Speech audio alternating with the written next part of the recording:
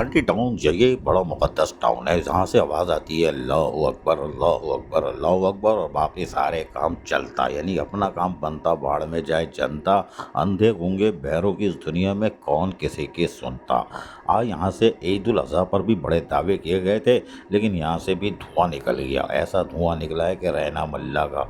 आप देख रहे हैं ये मंजर, धुआं ही धुआं है और आलाइशें भी हैं। क्या बात है।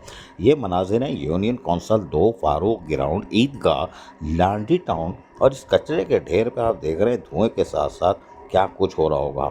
और लोगों ने नमाज भी अदा की और साथ ही यकीनी तौर पर बड़ी दुआएं दी होंगी। माशाल्लाह माशाल्लाह।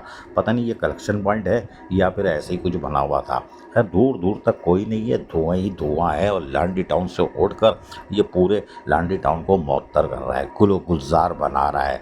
गली महल्ले वालों को क्या हशर हो रहा हो कोई बात नहीं, लेकिन धुआं ही धुआं। और इसके साथ ही आलाइशें भी पड़ी हैं। कोई इधर नहीं आया, आएगा भी क्यों। अरे भाई अगर चाहते तो आ सकते थे और कर सकते थे, लेकिन करने वाला चाहिए।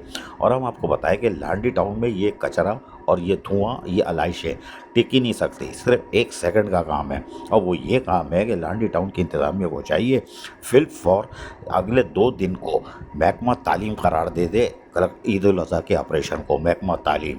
और एक ख़ास मखसूस जो शख्सियत है उसके हवाले कर दो। देखो महकमा तालीम का जो हशर हुआ है, यानी कि कैसा नीट एंड क्लीन कर दिया है ना, बहुत ज़बरदस्त कर दिया है, शानदार कर दिया है, नेकनामी हो गई है। ये 2 दिन के अंदर ना लाइशें होंगी ना धुआं होगा। अजीज़ आरिफ, KBS बलियाती न्यूज़, कराची।